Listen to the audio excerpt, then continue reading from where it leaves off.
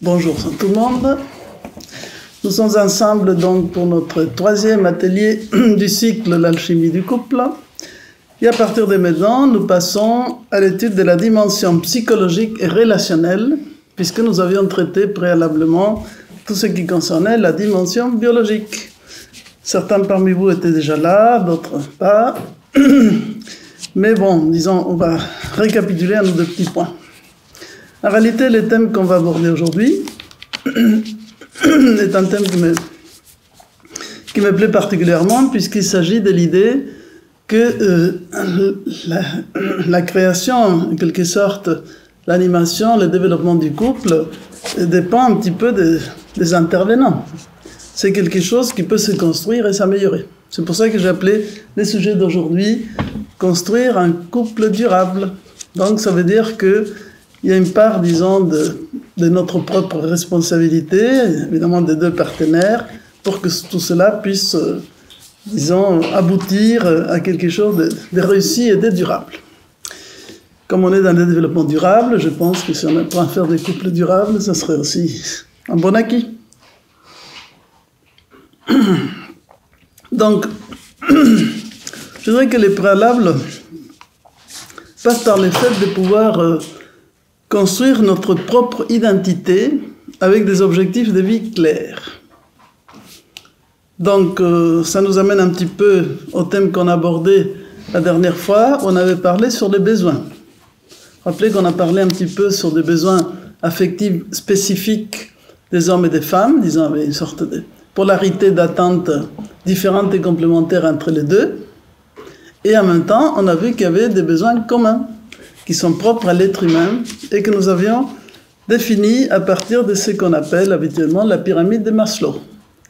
Donc je récapitule ces quelques points pour faire la passerelle, puisque à travers cette pyramide de Maslow, je ne sais pas si vous avez entendu parler, et donc nous sommes en fait devant l'idée que cet être humain, tout être humain, est assez complexe et qu'il a des types de besoins d'ordre physiologique et biologique, puisque nous avons un corps physique, des besoins de sécurité, donc se sentir protégé, disons protéger sa vie, des besoins relationnels, donc toute la notion de l'affectivité, de l'amour, des échanges est important, des besoins d'autonomie, c'est-à-dire d'être reconnu comme un individu à part entière, et ensuite des besoins plus subtils, qui correspondraient un petit peu à la nature que nous appelions un peu plus spirituelle et intérieure de l'être humain, qui sont des besoins de connaissance, de beauté, d'esthétique, d'harmonie et de réalisation, disons, de sa vocation intime et profonde. Donc, tout cet ensemble de besoins sont propres à chaque être humain. Et dans ce sens-là, il est important, c'est pour ça que nous faisons toujours un petit peu appel à la philosophie, de se connaître soi-même, de s'observer, pour apprendre à écouter notre voix intérieure et savoir un petit peu, en quelque sorte, qu'est-ce que nous sommes venus faire dans ce beau monde. Alors, tout ça se travaille à partir d'un tempérament. C'est vrai que chacun de nous aura un tempérament plus actif, plus passif, plus chaud, plus froid, enfin, il y a différentes caractéristiques qui se travaillent à travers la formation du caractère. On ne peut pas toujours aller dans le sens de nos pulsions premières. Et tout ça doit développer une certaine personnalité, un être à part entière. Donc, toute la question est de savoir, quand j'agis dans les court, moyen ou long terme, quel est mon moteur? Où se situe mon moteur? Mon moteur peut se situer au niveau de l'ego personnel. Donc, si je reprends un petit peu la notion jungienne, souvenez du conscient, dans cet ego personnel, être fier un petit peu de sa propre identité apparente, et il se projette beaucoup vers l'extérieur. On avait appelé ça la persona.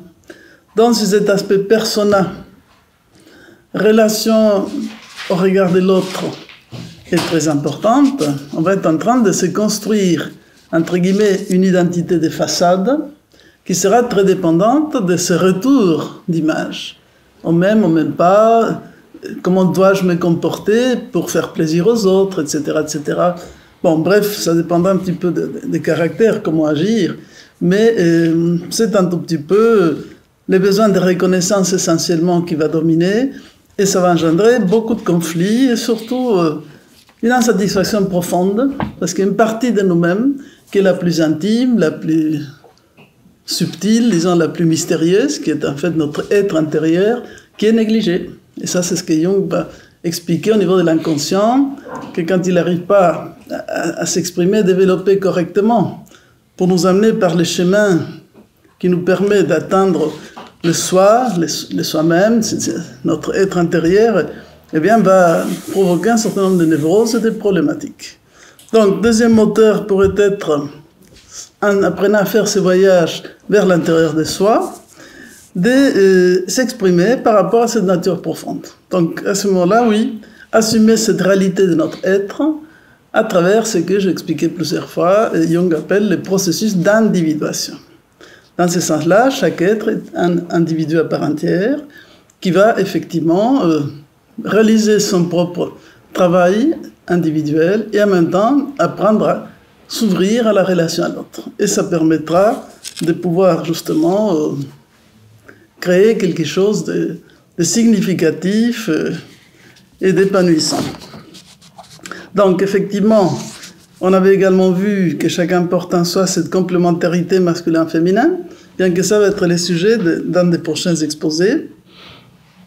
Et cette maturation intérieure va effectivement être, je dirais, la condition pour que les points qu'on va énumérer ensuite, c'est-à-dire les outils pour pouvoir justement développer ces couples durables, puissent se mettre en place.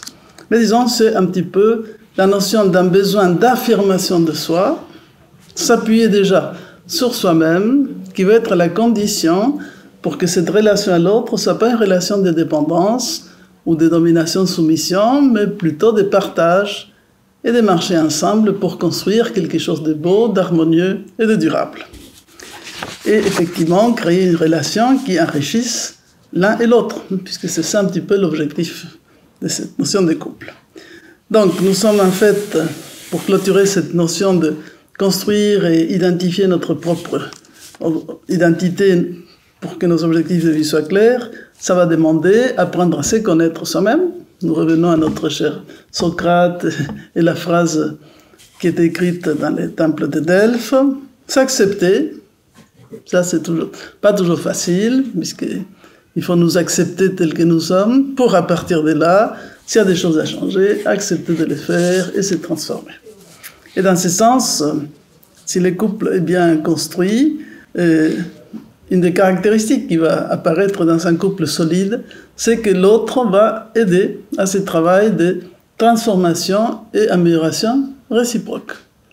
Puisqu'il peut y avoir des couples un petit peu plus destructeurs, dans lesquels, en fait, la relation va être, comme on dit, parfois toxique.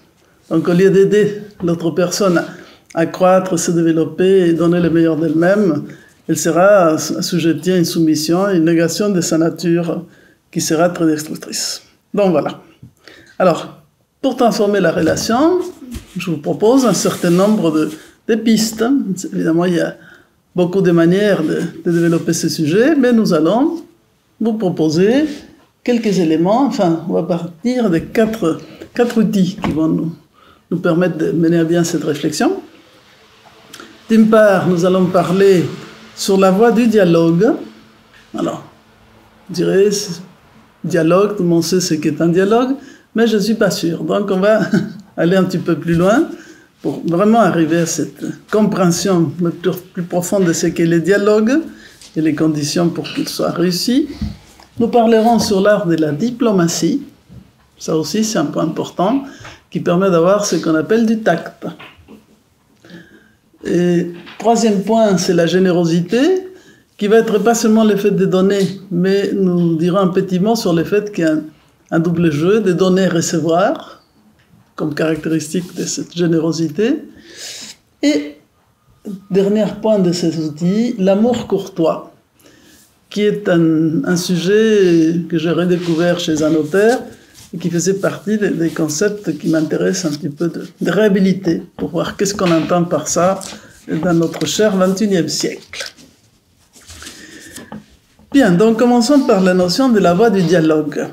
Alors, dans la notion de dialogue, nous avons dialogos, c'est-à-dire une dualité de deux intelligences. Logos, c'est pensée, intelligence.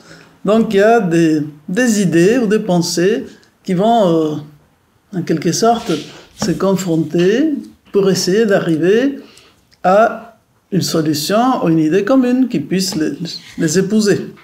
Donc il s'agit d'échanger des idées pour parvenir à un terrain d'entente. En quelque sorte, si nous prenons l'idée socratique de ce que Socrate appellera la maïeutique, l'art de faire naître les âmes à travers ces chocs, entre guillemets, des idées. Souvent, dans les dialogues socratiques, on avait cette...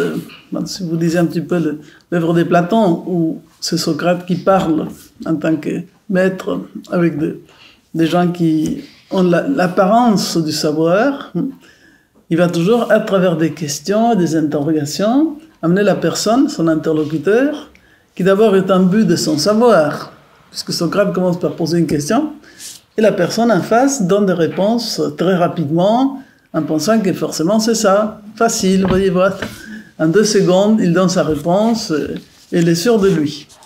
Mais ça ne dure pas longtemps, parce que justement Socrate va continuer à poser des questions, qui vont déstabiliser en quelque sorte son interlocuteur, jusqu'au moment où il lui fait prendre conscience de son ignorance, c'est-à-dire du fait qu'il croyait savoir, mais il ne savait pas. Quand on arrive à ce stade qui peut apparaître comme un peu négatif ou destructeur, nous sommes dans le bon point de départ, qui est le point de départ qui fera, comme vous savez, de Socrate, le plus sage de tous les Grecs, puisqu'il disait une seule chose, je ne sais qu'une chose, c'est que je ne sais rien. Ça veut dire qu'il ne s'apaisantait pas sur le fait de s'accrocher à des pseudo-savoirs. Il était capable de toujours se remettre en cause. Il va inviter son interlocuteur à être capable de lâcher, vous voyez, de se détacher en quelque sorte d'un faux savoir, assumer la perte d'image et d'orgueil, je sais tout, pour reconnaître son ignorance, vous voyez, c'est un allègement et en même temps une certaine humilité. Et seulement à partir de là, il tissait à travers, encore une fois, des questions progressives, le fait de faire émerger, par ces croisements des idées, une idée qui était plus proche de quelque chose de juste et de vrai, et qui pouvait faire coïncider, disons, les 2 interlocuteurs.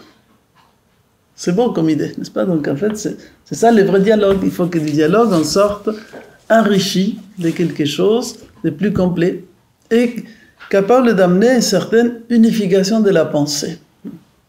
Parce que justement, nous sommes dans un monde de dualité. On a 2 yeux et on voit toutes les choses coupées en 2. Les blancs d'un côté, les noirs de l'autre. J'ai raison, l'autre n'a pas raison. On tire chacun de son côté. Mais comme nous sommes des êtres assez imparfaits, la preuve, n'est-ce pas, on habite dans l'hémisphère nord et on dit « Ah, il fait un froid terrible, on est en hiver. » Mais si on était à l'hémisphère sud, on dirait « Ah, il fait un chaud terrible, c'est l'été. » C'est l'été, non, c'est l'hiver, non, c'est l'été. Vous mettez à discuter quelqu'un de l'hémisphère nord et sud, chacun, comment dirais-je, complètement accroché à sa vérité relative, c'est problématique. Les 2 ont raison. Mais chacun croit avoir la totalité de la raison. Et quelle est la totalité de la raison?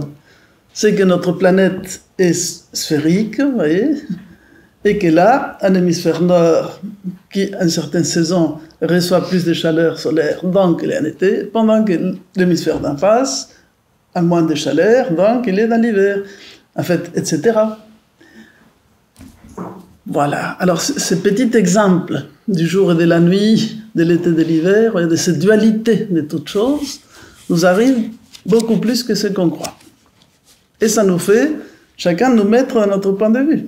Moi, par exemple, je vous vois et j'ai un fond derrière, la caméra, un certain décor, et vous en avez un autre. Alors, si on demande, alors, qu'est-ce que tu vois devant toi? Moi, je vais dire alpha, vous direz bêta, et on peut se battre, si chacun considérait que c'est la totalité, on passera beaucoup de temps à discuter sur quelque chose qui naît de la relativité des choses. Donc voilà la problématique.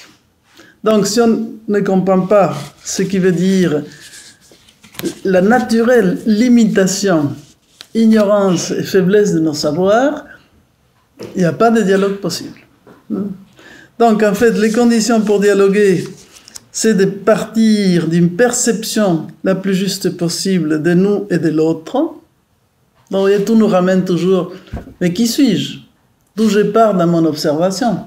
Quel est mon niveau de connaissance? Suis-je dans une opinion qui est basée sur des sensations fugitives ou sur une connaissance, disons, plus approfondie des dossiers? Vous savez que Platon différenciait quand même la sagesse ou la connaissance de l'opinion. L'opinion, c'est ce que tout le monde répète parce qu'on l'a entendu. Ah oui, il paraît que... Donc, actuellement, nous sommes dans le règne de l'opinion. Et ce règne de l'opinion, il le définissait très bien à travers le mythe de la caverne. Tout le monde était assis dans une espèce de grotte, regardant vers un mur, dans lequel se projetaient des images. Aujourd'hui, on pourrait dire que c'était un cinéma, donc on se faisait le cinéma de l'époque. Mais le point intéressant, c'est que il y avait des images qui circulaient derrière pour produire ces fausses images que les gens prenaient pour de la réalité, jusqu'à ce que quelqu'un décide de sortir, de marcher en arrière, sortir de la grotte, et à l'extérieur, constater qu'il y avait la nuit, les jours, les étoiles, le soleil, la lumière feu, de laquelle émanaient toutes les choses. Bref, qu'il était possible de sortir de ce monde de l'opinion pour arriver à contempler, comme il dira, le souverain bien. Donc, la réelle vérité des choses. Donc, passer de l'opinion à la véritable connaissance est justement un très bon exercice. Vous direz, mais le couple a besoin de devenir philosophe de premier degré. Je ne sais pas, mais petit philosophe, c'est toujours mieux que rien. En tout cas, perception de qui est soi-même, qui est l'autre, comment il fonctionne, qu'est-ce qu'il pense, quelles sont ses attentes, quelles relations on peut construire ensemble et dans quel but. Parfois, les faux dialogues sont basés sur le fait de dire forcément de vouloir avoir raison. Il y a des gens qui sont très bavards et qui veulent avoir raison à n'importe quel prix. Donc, là, on est déjà mal parti. On ne va pas pouvoir parler de dialogue. Et d'autres qui sont tellement timides, disons, soumis, qui vont partir de la base que donner raison à l'autre pour éviter tout conflit. Je parlerai des conflits après. Là, on n'est toujours pas dans le dialogue. Donc, le vrai dialogue nécessite de partir d'une relation saine et une bonne connaissance de l'un et de l'autre. D'où part cette discussion, vers où elle veut aller. Deuxième point, donc ça c'est la perception, entre guillemets, des interlocuteurs qu'il faut affiner pour être dans un regard juste. C'est comme si on veut faire une photo, il faut bien ajuster la vision, enfin, comment dirais-je, l'objectif. Sinon, on va être un peu flou. Et l'autre point, c'est avoir également une vision juste de la réalité. Donc, situer les choses à leur place. Sur les sujets sur lesquels on débat, encore une fois, quelle est la relation à tel élément? Et là aussi, si nous sommes dans une relation affective, extrême, émotive à un sujet, on sait que ça va être explosif. Parce que on est tellement collé à la question que tout ce qu'on nous dira, on le prendra contre nous. Enfin, mais on parle peut-être, je ne sais pas, d'une tasse de café ou de n'importe quoi, mais si c'est affectif, bon, vous savez, ça peut exploser. Donc, ce qui est important, quand on veut passer un dialogue, prendre un temps pour dialoguer, c'est sortir de toute subjectivité affective. Donc, prendre de la distance. C'est pas mon verre à moi, ma chose qu'on a voulu me prendre, c'est un verre. Donc, on va discuter. Est-ce qu'il est à moitié plein, moitié vide? Suis-je optimiste ou pessimiste? Quelle observation de la réalité peut devenir la plus objective? Parfois, effectivement, si la situation s'envenime beaucoup dans un dialogue, il faut un médiateur. Il faut une troisième personne qui fasse l'interface, entre guillemets, et qui va en quelque sorte amener les glaçons. C'est-à-dire ce qui va permettre de refroidir cette affectivité un peu chauffée pour ramener les choses à une plus grande objectivité. Donc là, toute la question, c'est justement, comment on sait qu'une relation de couple est une relation de type affective?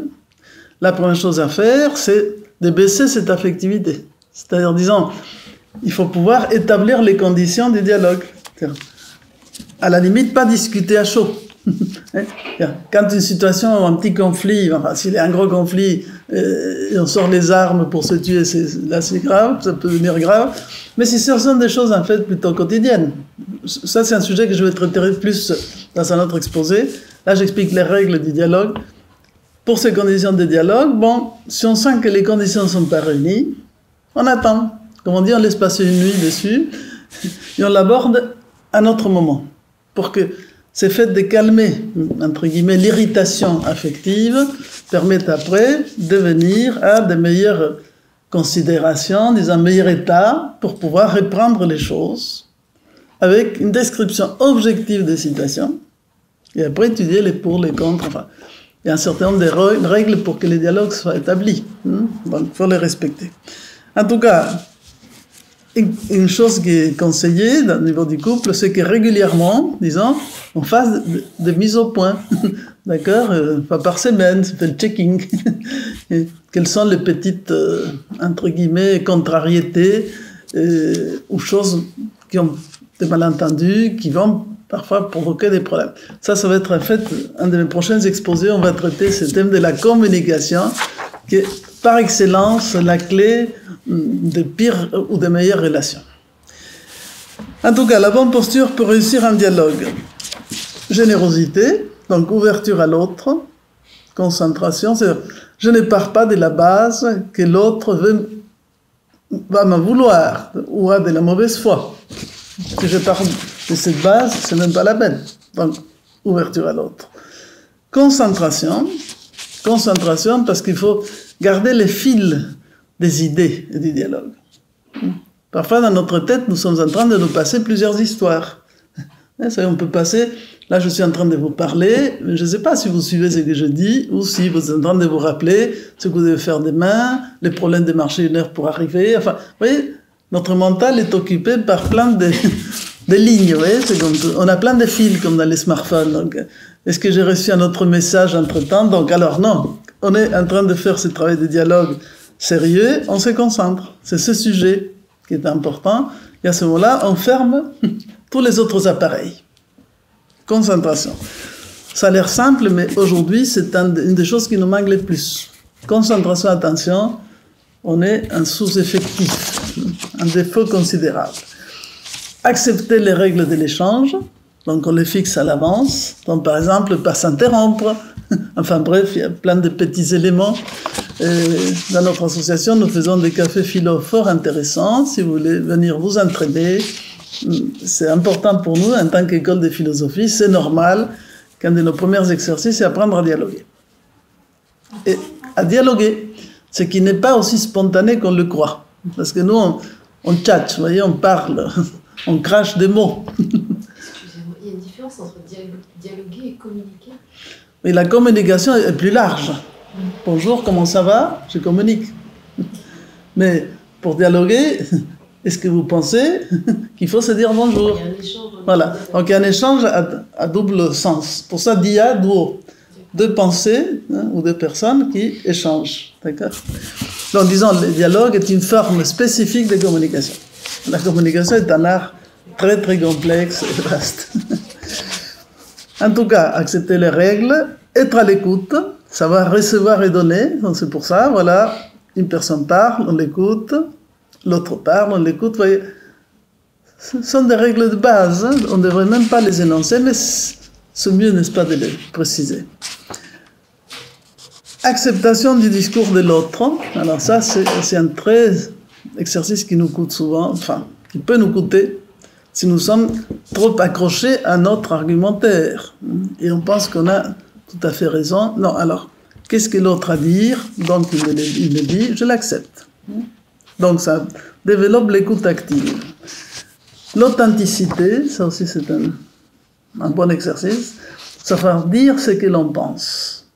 Mais, attention, il faut trouver la bonne manière de le dire. Il y a une phrase que j'aime bien qui dit « On peut tout dire à condition de savoir le dire. »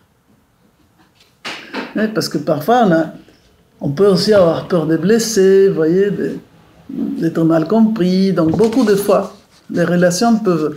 Une chose qui va envenimer une vie de couple, c'est quand on a tellement peur de dire les choses telles qu'on les pense, on les sent, que ça commence, vous voyez, à se cumuler. Ça va bien, ça va bien. Vous savez, la célèbre formule classique. Comment ça va bien, ça va. Mais dedans, il y a plein de choses qui se cumulent, justement, au niveau de l'inconscient. Et après, quand ça sort, ça peut être explosif. Et la personne qui est en face, qui peut-être s'est rendu compte de rien, surtout les garçons qui sont un peu plus simples que les filles, entre guillemets, de ce côté-là, au niveau de ce qui les travaille dans la tête, eh bien, ils peuvent être surpris de tout ce que la personne peut sortir, comme tout ce qu'elle attendait de l'autre, que l'autre ne lui a pas donné. Parce que pour la fille, il faut presque qu'il y ait de la télépathie. Il faut qu'elle soit comprise sans qu'elle parle. Et les garçons, ils disent toujours, quand je dis oui, c'est oui, quand je dis non, c'est non. Par contre, pour la fille, quand elle dit oui, c'est oui, mais peut-être, c'est un peu normand comme histoire, peut-être ben oui, peut-être ben non. Et donc, c'est plus tarabiscoté, c'est un mental plus élaboré, plus de dentelle, plus de... Donc, en fait, bon, ok, il faut être... L'authenticité, ça s'apprend. Accepter les conflits. Alors, le thème du conflit, je le traiterai un petit peu plus dans la deuxième partie. Donc, assumer le fait qu'il se peut qu'il y ait un désaccord. On ne part pas vers les dialogues avec, au départ, déjà, les happy end de la fin. Parce qu'on part avec une attente excessive. Là aussi, le jeu est un peu dénaturé. Il faut aussi pas de moralisation ni de psychisme. Alors ça, c'est très difficile. Mais c'est important aussi. La moralisation, c'est donner la leçon. Je t'avais dit, il faut faire ceci, il faut faire ceci. Il y a une série de télé, non? Fais ceci, fais pas cela, etc. Ça, c'est un peu la moralisation. Être très directif. Et le psychisme. Un ressenti un peu chewing-gum, disons, très collant. Tout ce que tu m'as fait souffrir, blabla, enfin, rester un peu dans... Donc, il faut chercher l'entente. Alors, l'entente, elle pourra se situer à moitié des chemins, en général. Puisque, comme on dit, dans une relation se fait à deux. Donc, c'est pour ça que qu'elle marche ou qu'elle ne marche pas, va être, entre guillemets, la faute ou la réussite des deux. On explique même, disons, dans les cas de divorce ou de coupure, disons, des couples, bon, peut-être il y aura des pourcentages différents des responsabilités, mais les deux personnes sont un petit peu engagées dans la question. C'est pour ça qu'il faut comprendre que 1 et 2 créent une troisième chose, un troisième terme, qui est la relation. La relation a une réalité propre. Puisqu'en fait, bon, je dirais ça, c'est aussi assez philosophique, c'est un petit peu Kant. Chaque être a une réalité intérieure, mais en même temps, quand nous allons vers l'autre, ce que nous construisons, c'est l'image de l'autre. On ne voit pas l'autre dans sa réalité propre, sinon il faudrait être l'autre. Vous voyez ce que je veux dire? Donc, on construit une image que l'on va soit idéaliser extrêmement, soit dévaloriser, soit essayer de la comprendre un peu à sa juste mesure. Donc, le dialogue va nous demander aussi de pouvoir faire un travail qui se situe à moitié de chemin. Donc peut-être le résultat ne sera pas entièrement satisfaisant par rapport à l'attente d'alpha ou de bêta.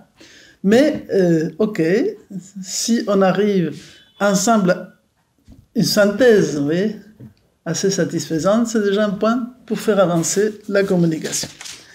Et puis, effectivement, patience pour avancer dans les dossiers les plus difficiles.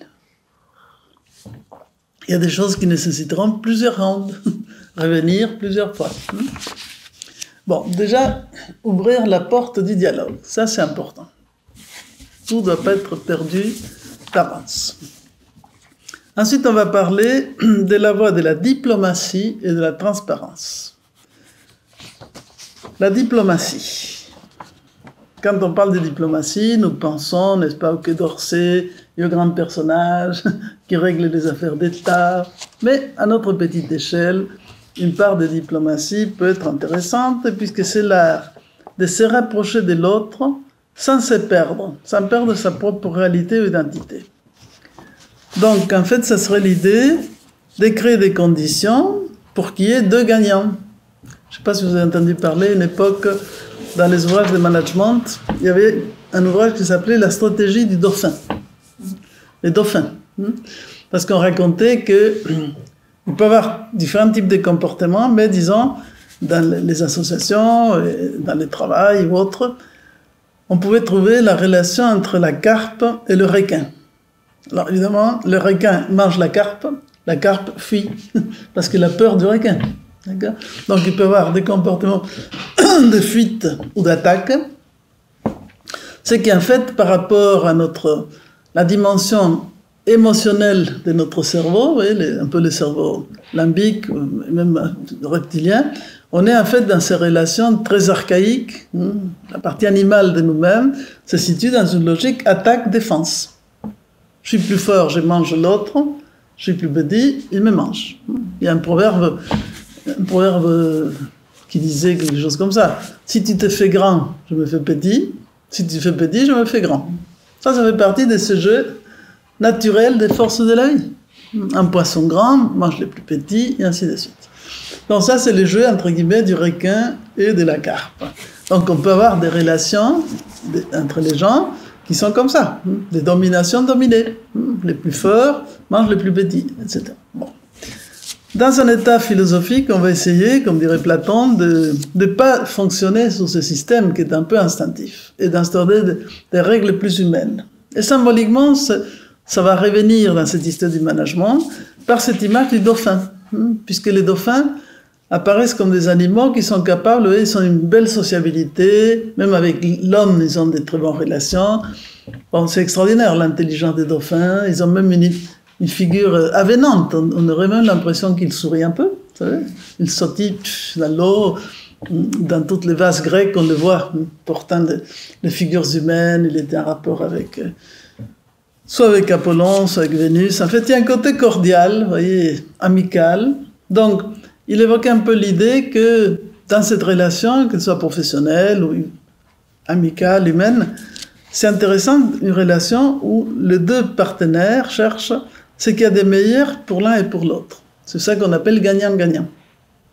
Parce que si les relations carpe-requin, la carpe est perdante, elle est mangée par le requin est gagnant, mais justement en ayant, disons, laissé quelques plumes, disons. C'est une relation moins sympathique que celle dans laquelle tout le monde peut trouver sa juste place dans un ensemble.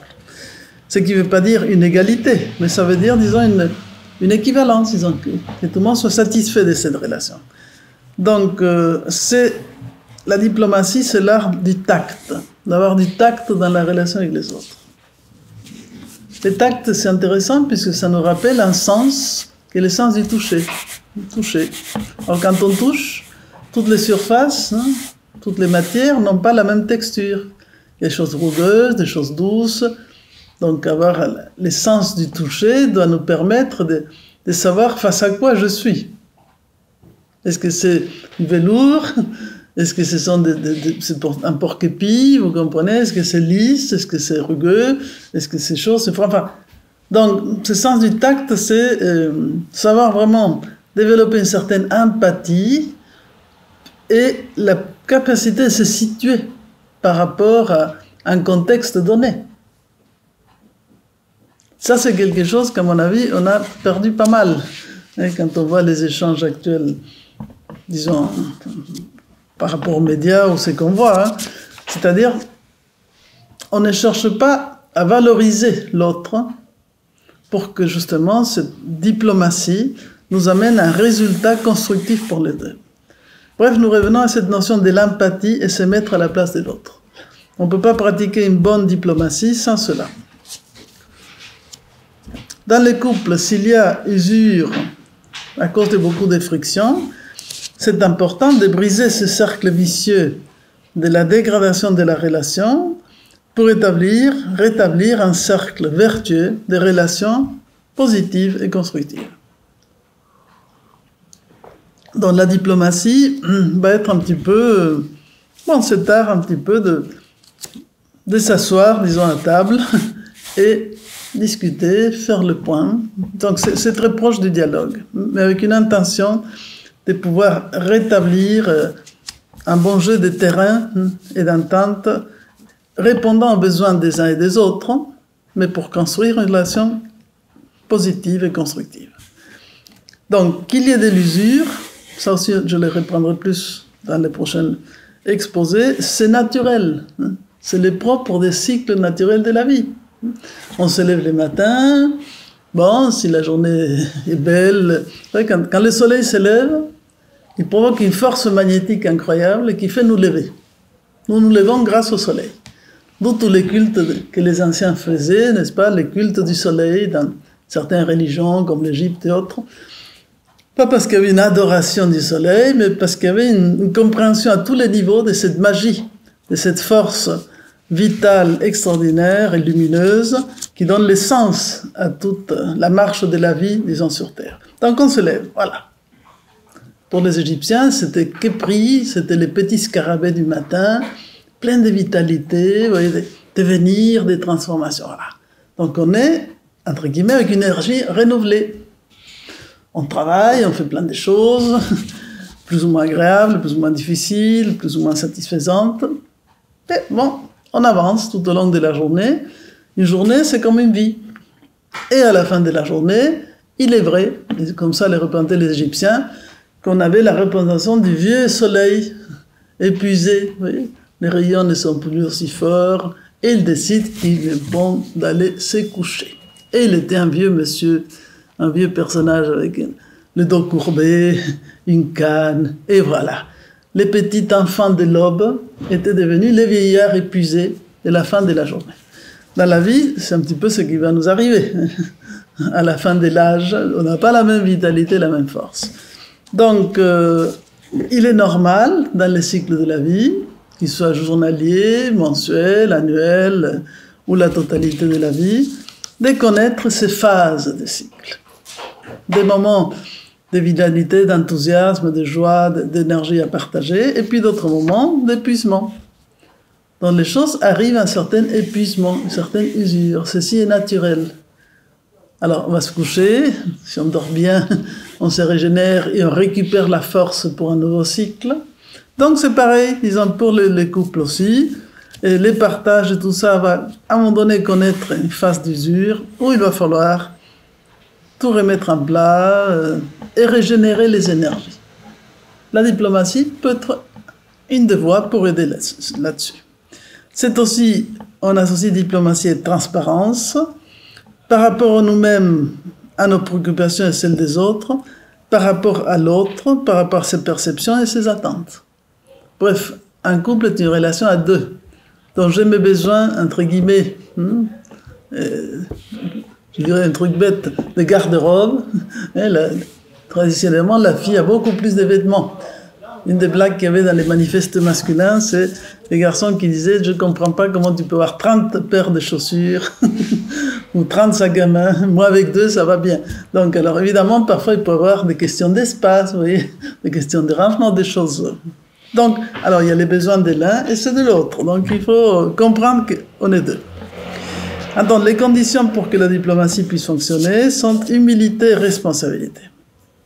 Et aussi, une expression que j'aime bien, apprendre à se tenir, à bien se tenir.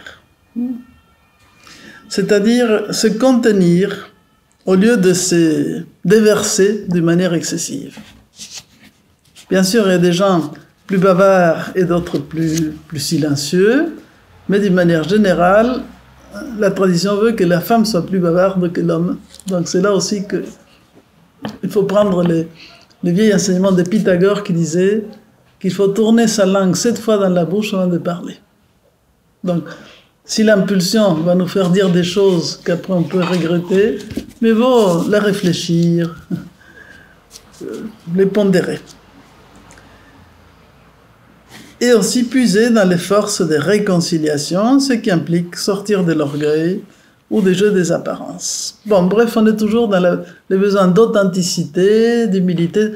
On revient toujours à un certain nombre de vertus, je dirais, d'ordre philosophique, pour que la capacité de dialogue, d'échange, de réconciliation puisse fonctionner. Quant à la générosité, alors, on pense que quelqu'un de généreux est quelqu'un qui donne. Donc toujours les images OPS, vous voyez, la mère généreuse qui donne, comment dirais-je, on appelle ça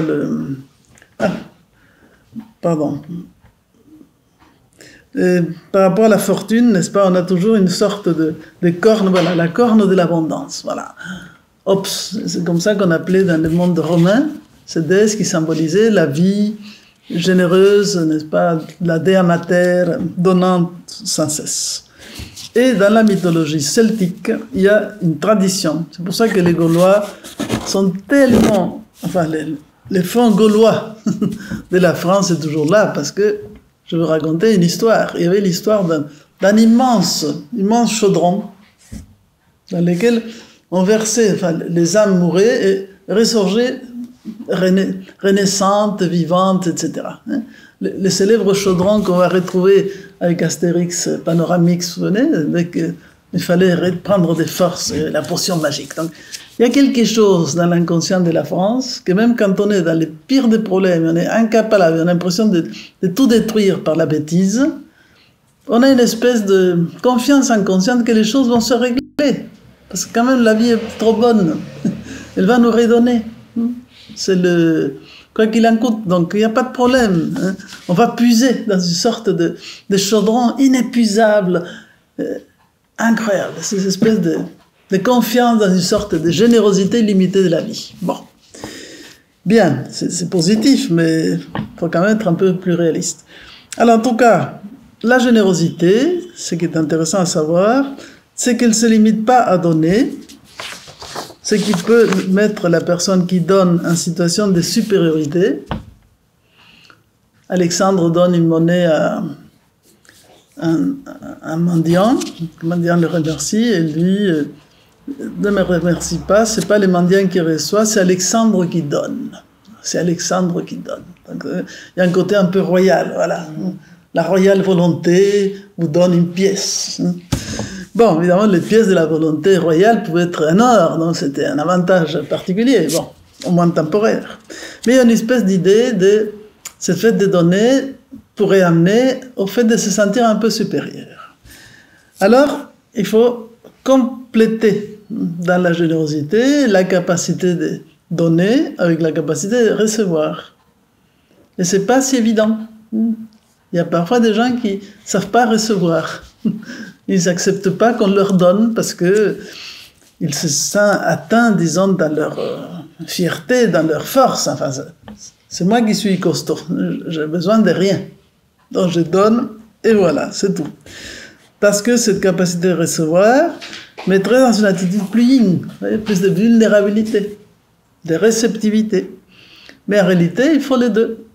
Pour savoir, c'est la circulation, c'est dans la respiration, il faut inspirer et expirer pour travailler avec les deux volets de la vie. Alors, il y a des psychologues très sérieux qui ont étudié 3 profils de personnes, de psychologiques. Les donneurs, les preneurs et les échangeurs. Les donneurs, les preneurs et les échangeurs. Les donneurs, eh bien, ce sont les personnes qui s'impliquent à fond. Ils donnent sans attendre de retour parce qu'ils cherchent à rendre heureux les partenaires. Donc c'est des gens effectivement qui ont une sorte de générosité naturelle pour les partenaires ou pour la vie. Moi je trouve ça assez bien représenté quand on voit dans les nouvelles tous les gens qui au niveau de leur métier, qu'ils soient fermiers, qu'ils soient boulangers, qu'ils fassent, enfin souvent, il y a plein d'émissions, n'est-ce pas, qui nous montrent des tas de gens passionnés par leur travail. Ces gens-là, vous voyez, le thème de la retraite ne se présente pas dans les mêmes termes, même s'ils sont fatigués, mais ils aiment. Quand on aime ce qu'on fait, on donne tout. Et on ne fait pas de calcul. Donc ça, c'est les donneurs. Après, il y a les profils des preneurs. Alors les preneurs, ils sont très subtils. Ils sont un petit peu vénusiens. Ils sont agréables, sympathiques, n'est-ce pas? Ils nouent des relations, ils louent l'autre. Souvent, c'est ça la base de leur charme. Pour obtenir des choses. Donc, ils changent des relations pour justement continuer toujours à recevoir. Donc là, ils sont un petit peu plus égoïstes. Je ne sais pas si vous voyez. On appelle ça les preneurs. Et après, nous avons les échangeurs qui sont un peu dans un système donnant-donnant. Mais qui pourraient, dans certains cas, ces échangeurs, être considérés un peu marchands. Je te donne, tu me donnes. Donc là, ils sont un petit peu dans les calculs. Ça, c'est ce qui, parfois, m'interpelle, comme on dit, quand les gens sont en train de faire les calculs. Alors, combien d'heures de ménage on a fait, combien de ceci, combien de cela, de la charge mentale. Aujourd'hui, on est devenu très calculateur, je ne sais pas si c'est clair, non? Mais, voilà, c'est pas parce qu'on est tombé dans une logique de calcul, entre guillemets, égalitaire excessif, qui, à mon avis, amène à ce troisième profil, l'échangeur. Mais il est dans les calculs. Dans l'amour, fini. C'est une relation dévitalisée, parce que tout est calculé. Le preneur est aussi un calculateur, mais il enrobe. Et si quelqu'un tombe dans son panneau, tant pis, parce qu'il est bête, donc il n'est pas tombé dans ce panneau. Donc je conseille d'essayer de faire partie du premier groupe qui sont les donneurs. En tout cas, quand il y a des couples dynamiques, un des prochains exposés, je parlerai sur les différents types de couples, parce qu'il y a différentes catégories, hein, donc ça c'est assez amusant de voir les différents modèles.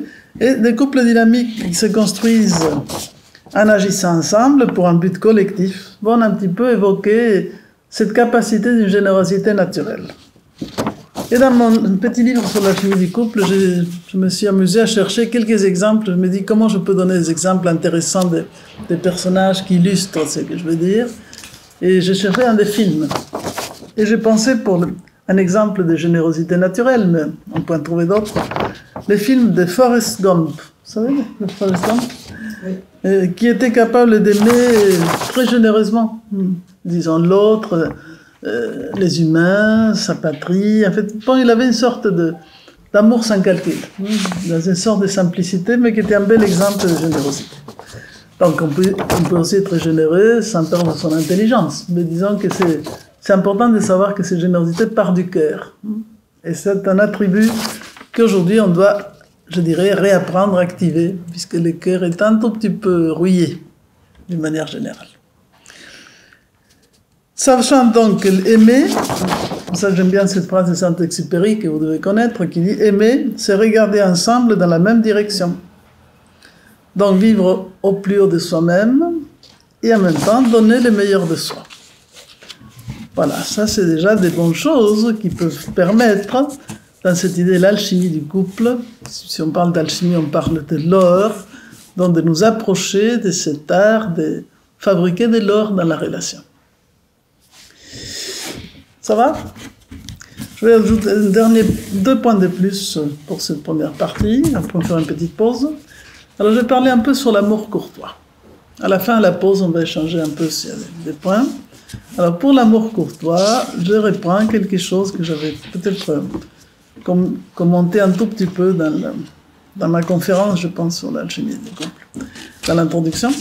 Parce que quand on parle de l'amour courtois, bon, si je dis ça, vous pensez à quoi, l'amour courtois? Ça vous fait penser à quoi? Ça fait penser aux anciens couples, enfin, le mot courtois, c'est vieux tout ça.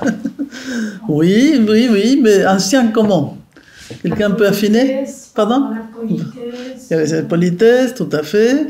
Mais l'amour courtois, plus particulièrement, une période dans l'histoire de France qui va faire tous les cultes de cet amour courtois. Ça vous dit quelque chose? Non? Oui, vaguement? Non? La cour. La cour, hein, on voit déjà la cour. Donc effectivement, il y a quelque chose qui est en rapport avec la cour, la courtoisie. Et effectivement, là je vais lire un petit texte sur ça, mais il y avait par exemple, si nous sommes dans le XIIe et XIIIe siècle, donc un cœur du Moyen-Âge, il y avait tout cette culte, disons, cet hommage à la dame, qui apparaissait comme une figure inspiratrice. Donc il y avait des poèmes, des chansons magnifiques, il y a même des concours floraux qui vont se faire à Toulouse, où effectivement c'était ces chants d'amour, ces poèmes, n'est-ce pas, même les contes de Toulouse qui écrivaient tout ça, de belle musique, c'est l'époque de Léonard d'Aquitaine, enfin bon, bref, il y avait toute une série de codes d'un amour qui n'était pas forcément, disons, biologique, en tout cas physique, mais plus, disons, inspirateur et plus spirituel, et plus élevé. Donc ça, c'était un petit peu au départ, cette idée de l'amour courtois. Alors, un psychologue, un auteur, va écrire un livre, dans un livre qui traite sur le couple, qui s'appelle Patrick Estrade. Je l'ai cité dans mon livre parce que j'étais très content de trouver quelqu'un qui parle de ça. Alors je vais vous lire l'extrait que j'avais mis, puisqu'il dit. qu'il existe une forme d'amour que nous devrions redécouvrir de nos jours, l'amour courtois. Justement, j'ai bien aimé les mots politesse que vous avez sortis en rapport avec ça. Pour le différencier de toutes les autres façons plus ou moins névrotiques d'envisager l'amour, il est à l'opposé de l'amour basse-courtois. Donc, la haute cour et la basse cour. Et il le dit exprès, basse-courtois. Pratiqué dans la basse cour humaine. Lorsque nous regardons autour de nous, les usages amoureux généralement en vigueur relèvent davantage de cette catégorie, avec des pratiques frustres, vulgaires, vénales, agressives et perverses, donc des pratiques plébéiennes, qu'à des usages de la cour tels que l'entre-gens, le respect, l'attention, la courtoisie et l'admiration. Donc, ce qui veut dire par là, c'est que les mœurs, d'une manière générale, ont descendu de niveau. Tout est devenu beaucoup plus vulgaire. On est plus au niveau de l'émotionnel basique, de l'instinctif. Et donc, il y a une perte d'une certaine qualité de la relation, de la finesse, n'est-ce pas, des échanges, de la politesse. Aujourd'hui, avec même la notion de l'égalitarisme, dans certaines formes, entre guillemets, des féminismes extrêmes, ça serait considéré épouvantablement ségrégateur. Parce que comment me considérer moi une faible femme? Ouvrir la porte de la voiture? Enfin, bref, il y a plein d'expressions dans lesquelles tout ça est considéré dérangeant, harcelant, entre guillemets. Voilà, c'est ça. Les règles de séduction, entre guillemets, ont été réduites à son expression soit la plus brutale, soit carrément rien. Bon. Mais dans tous les cas, ce qui est intéressant dans ça, c'est qu'on peut envisager une autre manière de créer cette relation, qui ajoute cette part, entre guillemets, plus romantique, plus poétique, plus digne, plus belle. Pourquoi enlever la beauté? Bien sûr, cet amour courtois adapté à nos jours ne doit pas les réduire à l'image d'Épinal, de la dame à sa fenêtre, attendant le retour du proche chevalier. C'est un peu l'excès de cette image, un peu trop romantique. Ça, c'est un sentiment fondant dans une seule creusée les formes d'amour et autres qualités précitées. Il faut ajouter l'intelligence du cœur et une certaine ambition humaine. Pour accéder à cette forme d'amour, qui est tout à fait réalisable, il faut respecter 3 impératifs de base. Éprouver le désir d'évoluer, souhaiter acquérir une certaine maîtrise de notre vie et accepter de vivre une vie professionnelle, sociale et sentimentale active. Bref, il y a une notion d'éducation. Il faut éduquer pour pouvoir élever les sentiments à leurs qualités les plus belles. Parce que ces sentiments d'amour qu'éprouvaient, disons, mettons, je vais faire un saut dans l'histoire. Je ne suis plus à l'époque des grands troubadours ou trouvères, n'est-ce pas, du Moyen-Âge, mais revenons au romantisme du XIXe siècle. Les plus belles musiques, les plus beaux poèmes, disons, de l'époque, vont être associés à des histoires d'amour. Que ce soit Victor Hugo, je ne sais pas, plein. Il y aurait plein d'auteurs à signaler. Moi, j'aime beaucoup... j'ai mis quelques petits textes dans le livre, dont, disons, des poèmes du duc d'Aquitaine, et aussi un extrait de Cyrano de Bergerac. Vous savez, le film de Cyrano de Bergerac, avec Depardieu qui était remarquable. Et il y a un dialogue de Cyrano et de Roxane, dans lequel, en fait, c'est Cyrano, il est caché sous un arbre, Roxane est dans un balcon, et il simule être le pauvre Christian qui, justement, au niveau poétique et artistique, de finesse de ses sentiments, il était un peu bref, justement, il ressentait quelque chose, mais la fille était d'un raffinement, n'est-ce pas, comment dirais-je, dans ses sentiments et dans son expression, qu'elle attendait quelque chose de plus. Et alors là, bon, il commence à lui dire plein de choses, bon, je ne vais pas le lire maintenant, tout, mais c'est très beau à voir tout ça, par rapport à cette fougue de l'amour qui lui donne des ailes, et qui lui permet donc de s'exprimer avec une poésie, un art et autres. Vous voyez, les sentiments, ces sentiments de l'amour courtois, sont à la base, je dirais, de l'embellissement de l'art. Donc de créer des belles choses, d'exprimer des sentiments supérieurs.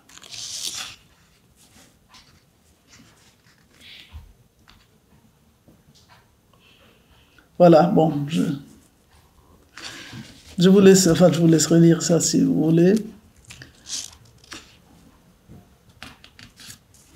Tout ce qu'il désire, l'amant doit le demander avec délicatesse et la dame lui accordera. Mais elle doit bien choisir son moment. L'amant doit la prier et se mettre à disposition, qu'elle soit son amante ou sa dame de sagesse. La dame doit à l'ami faire honneur comme un compagnon et non comme un seigneur. Très bon. Ça, c'était une poétesse, Maria de Ventador, 1180-1205. 1000 ans, il y a 1000 ans. C'est pas mal, hein? Donc, dans l'échelle de ces amours, entre guillemets, courtois, qui vont nous amener à quelque chose de plus beau, disons, dans la relation, en fait, oui, ça m'amène à traiter un autre point, qui sont les 3 niveaux de relation. Et avec ça, je finirai cette première partie. Alors, les 3 niveaux de relation vont dépendre un petit peu de où on situe l'ascenseur de la conscience humaine. Il y a ce qu'on appelle les relations, ça peut être dans un couple et aussi dans la relation avec n'importe qui. Hein. Parce que pour moi, toute cette étude, entre guillemets, de la chimie du couple, je l'ai pensée à la fois par rapport au couple, qui est déjà une relation très intime, donc très engageante, très impliquante, mais aussi dans toute la relation que nous avons avec notre environnement, avec toute personne, comment on établit cette relation. Alors on peut dire que selon où on place la conscience, on va avoir une relation émotionnelle, une relation personnelle ou une relation qu'on appellera philosophique. Une relation émotionnelle, elle est basée justement sur l'instinct, sur la sexualité, sur ces comportements de basse-cour dont on a parlé tout à l'heure. Donc en fait, je vais expliquer, ça correspond un petit peu à l'éveil de la sexualité dans l'adolescence et ça donne un peu une relation mâle-femelle. C'est un peu le début, disons, de la découverte de ces sens. Donc, il n'y a pas d'amour, c'est plutôt le côté sexualité, sexe qui domine l'instinct et les émotions. Se laisse emporter par son ressenti, disons, le plus primaire. Et j'avais donné là comme exemple des films, un film qui s'appelle Le Dernier Tango à Paris. Malheureusement, aujourd'hui, comme l'expliquent beaucoup de psychologues spécialisés dans l'adolescence, toute l'initiation à la sexualité, disons, des adolescents et des jeunes, il n'y a plus une initiation comme ça pouvait se faire dans les civilisations antiques, où les passages de l'enfance à l'adolescence étaient importants. Donc il fallait accompagner ça d'une manière, disons, très sacralisée. Aujourd'hui, la sexualité se découvre, soit comme disent beaucoup de ces spécialistes, par les vidéos porno, ce qui est vraiment dramatiquement grave, parce que c'est une manière d'approcher les choses qui justement est loin de l'humanisation. Donc c'est un vrai problème. Nous sommes par rapport à ça dans cette société hyper libérée, dans des préjugés, dans une non-compréhension de la question. Après on va discuter sur le sexe des anges, des uns et des autres, mais par rapport à ça, il y a un grand problème, mais qui est associé à la conception de l'être humain. Si l'éducation ou la société nous dit que l'homme est un animal, c'est normal, constitue la sexualité au niveau de l'animalité. Il peut y avoir des relations de type personnel. Là, on va parler d'une relation homme-femme. On va apprécier la qualité de l'autre, mais on va rester un petit peu au niveau de l'ego, en privilégiant les intérêts de chacun. Donc, les relations vont s'établir adaptées aux aléas des circonstances. Donc, ça donnera un petit peu ce que j'appellerais des relations qui peuvent être intéressantes, enrichissantes, mais changeantes, parce que c'est en fonction des intérêts des uns et des autres. Et là, les films que j'avais notés comme exemple, c'était Sur la route de Madison, qui est un très joli film, d'une relation qui va enchanter la fille pendant un temps bref, mais bon, sans suite.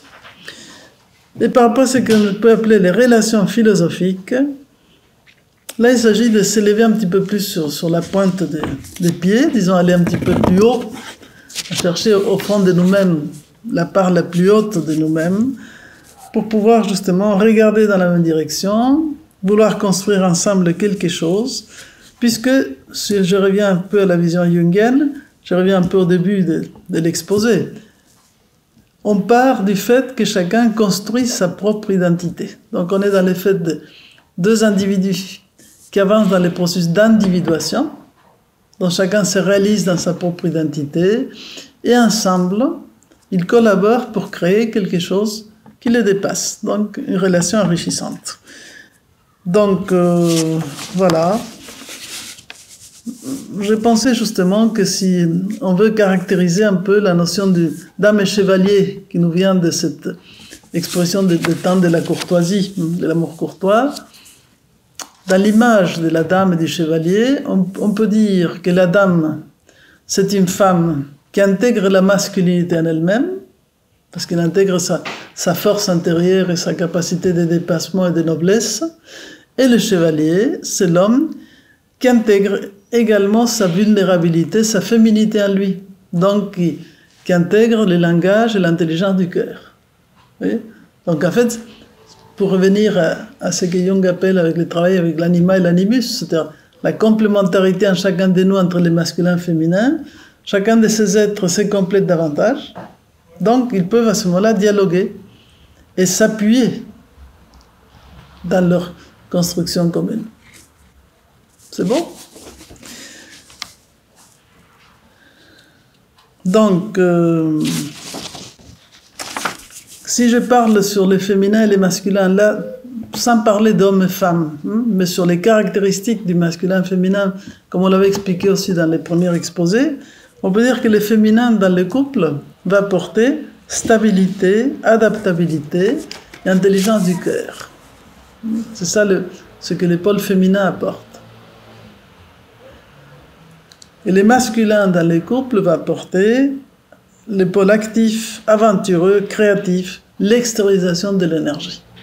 Donc un c'était, ça je l'avais expliqué au début, dans les premières interventions, le féminin c'est comme une sorte d'énergie potentielle qui s'accumule à l'intérieur, et le masculin permet d'extérioriser, d'émerger, de passer à l'action. Par l'amour courtois, la vie peut être une belle aventure, riche en épreuves, mais qui permettent le dépassement de soi dans une union pérenne, dans le respect et l'admiration réciproque. Je pense que ça, c'est deux mots importants, le respect et l'admiration réciproque. Donc chacun apprécie ce qu'il y a de meilleur dans l'autre, et mutuellement, on s'appuie. Et justement, si la relation est d'ordre philosophique, comme la base de la quête philosophique, c'est la quête de ce qui est vrai et juste, on pourra se dire les choses.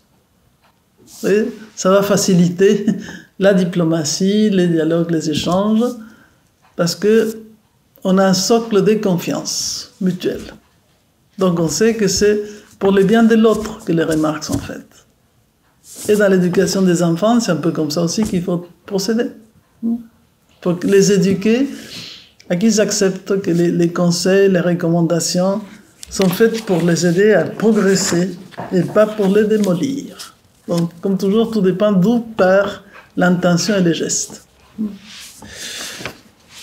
Les films que j'avais mis pour cette relation philosophique, vous direz, c'est un peu spécial, mais j'ai beaucoup aimé les films d'Orgueil et Préjugés, qui est un film qui est basé sur vous avez peut-être entendu parler, Orgueil ou vu, tout le monde a vu, c'est bien, et qui était basé sur la société un petit peu victorienne, n'est-ce pas, anglaise, mais les deux personnages qui jouent ça sont très intéressants, parce que ce sont deux personnages qui ont des qualités profondes, n'est-ce pas, d'humanisme, des valeurs intérieures, disons, comme être humain, mais par l'orgueil, les deux ont de l'orgueil et les deux ont des préjugés, et à un moment donné, il faut casser tout ça pour sortir de l'apparence et arriver à établir une relation enrichissante, et voilà. Donc j'ai trouvé cette belle histoire.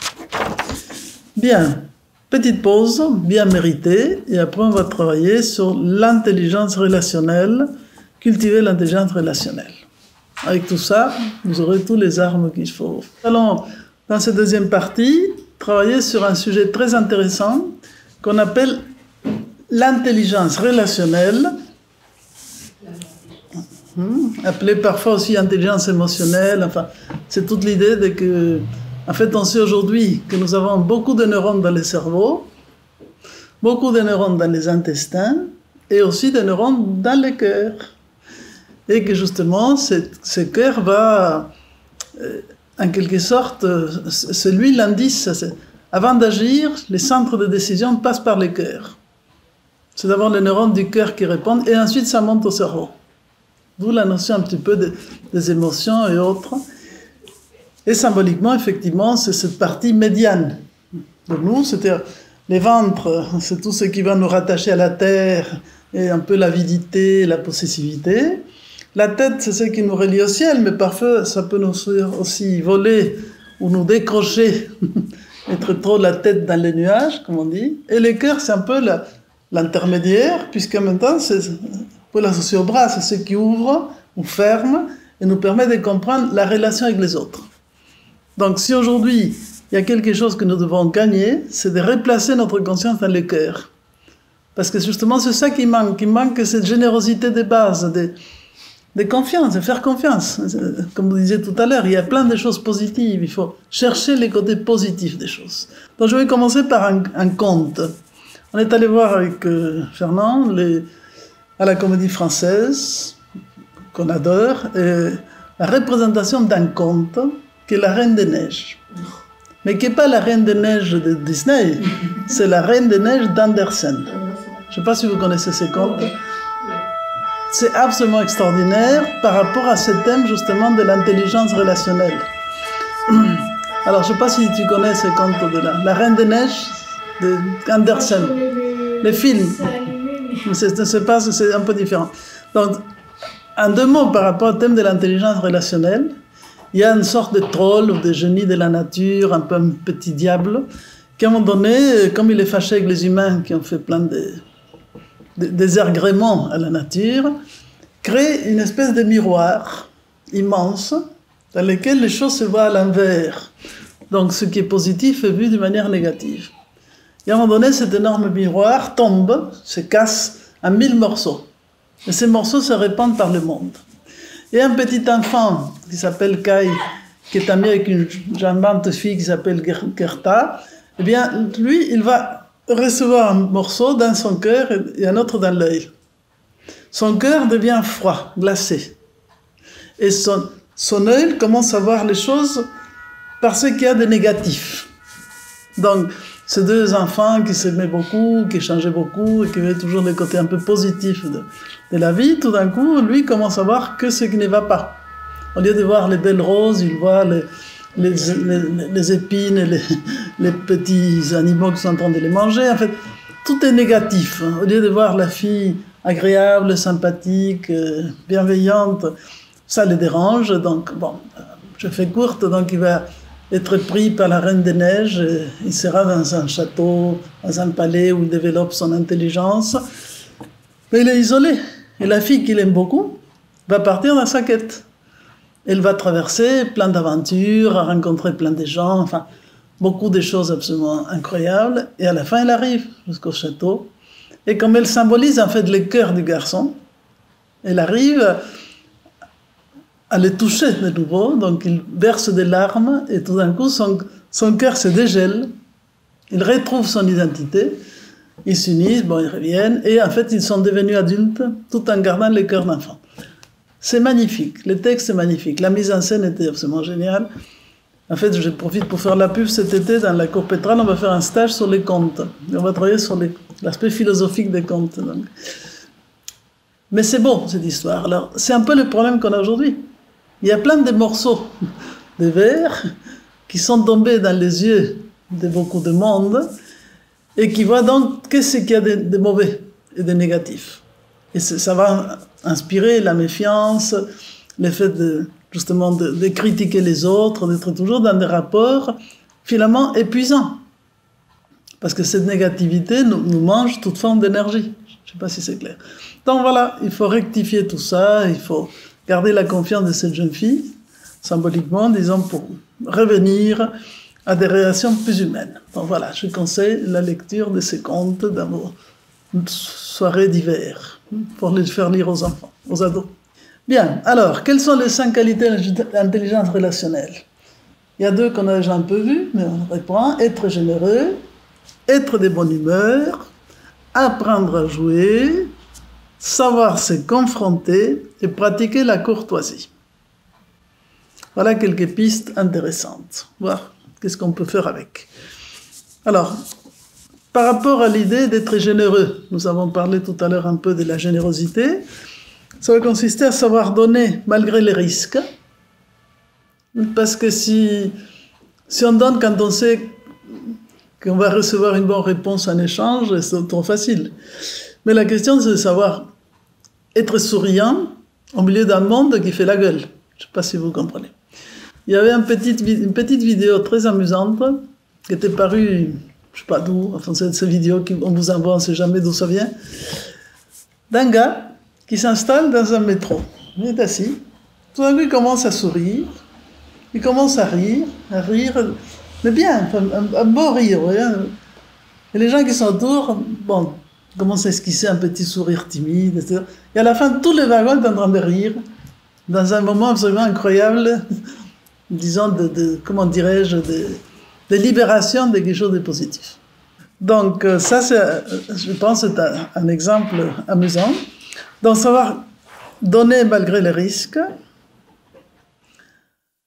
être loyal, n'est-ce pas, en fait, garder sa dignité aussi, et développer une morale altruiste. L'altruisme, la générosité, on va l'associer à l'altruisme.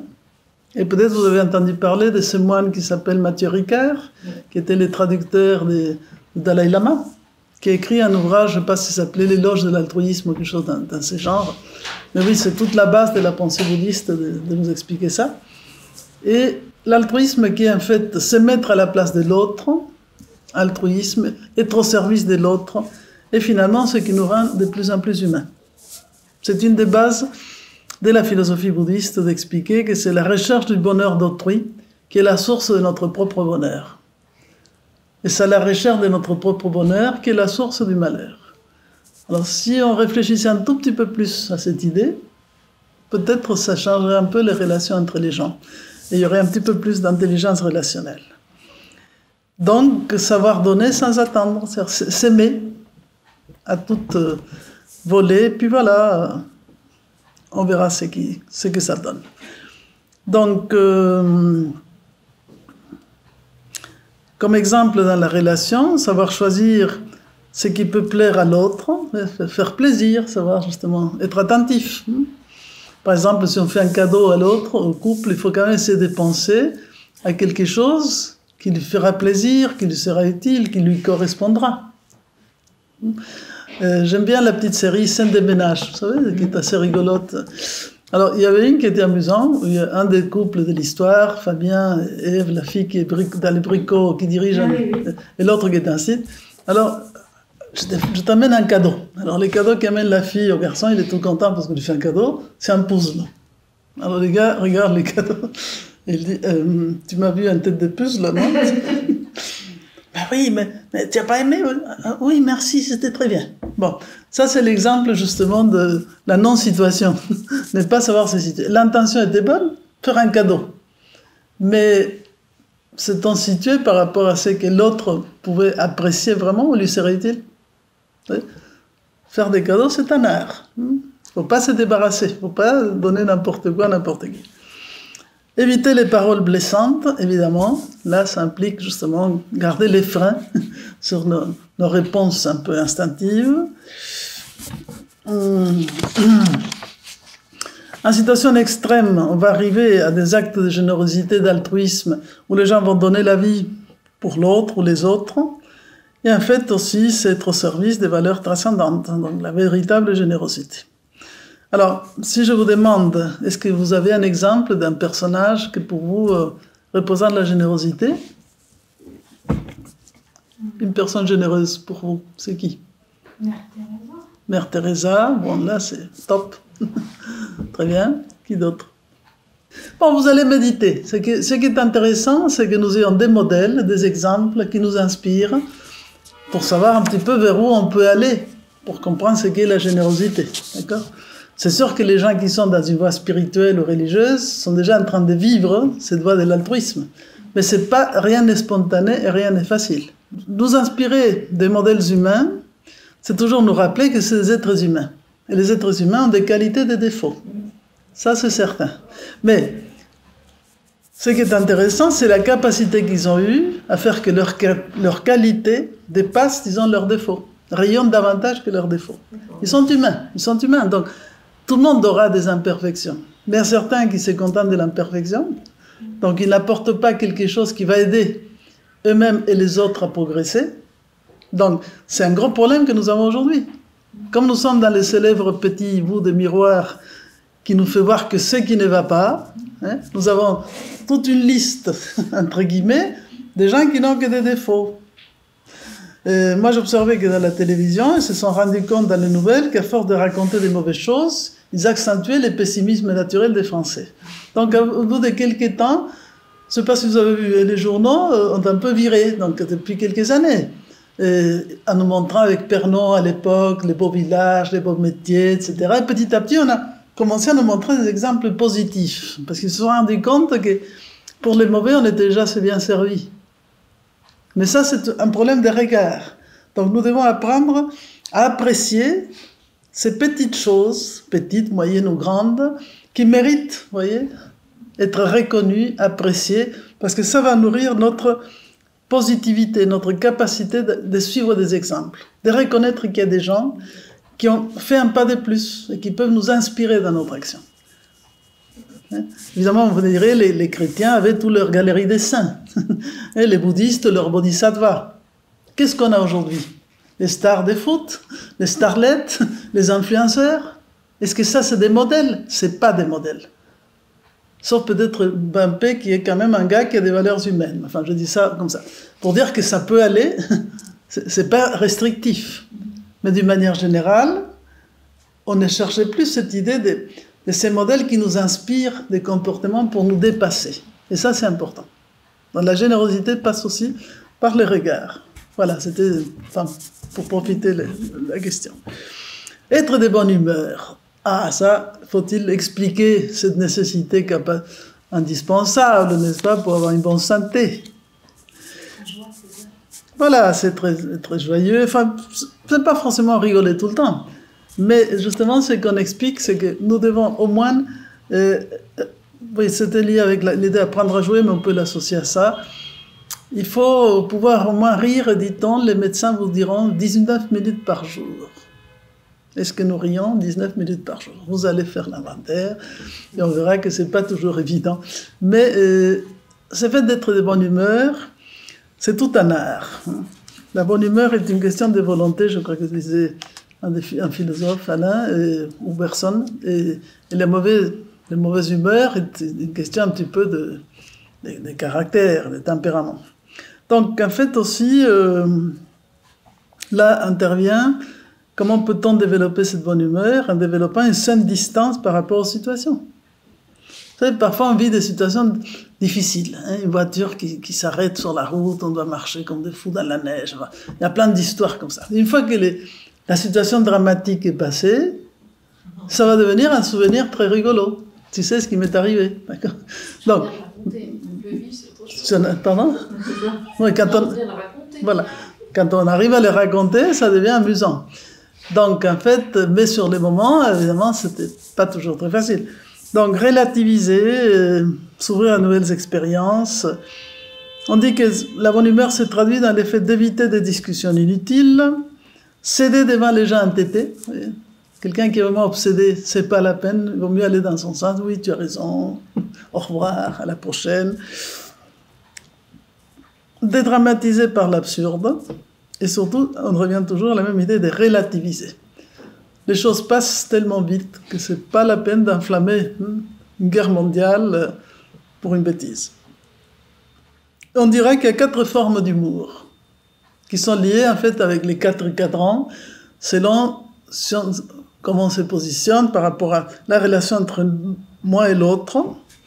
Alors, si cette relation est justement comme les célèbres dauphins dont je parlais tout à l'heure, positif, la personne aura de la bonne humeur, elle sait rire d'elle-même, et elle dégage, disons, justement, une présence agréable. L'exemple que vous donniez tout à l'heure dans les métros, que les gens vous parlent et s'approchent parce qu'ils il trouve qu'il y a une trace d'humanité dans votre présence, c'est beau. Oui, ça, c'est un petit signe de dauphin.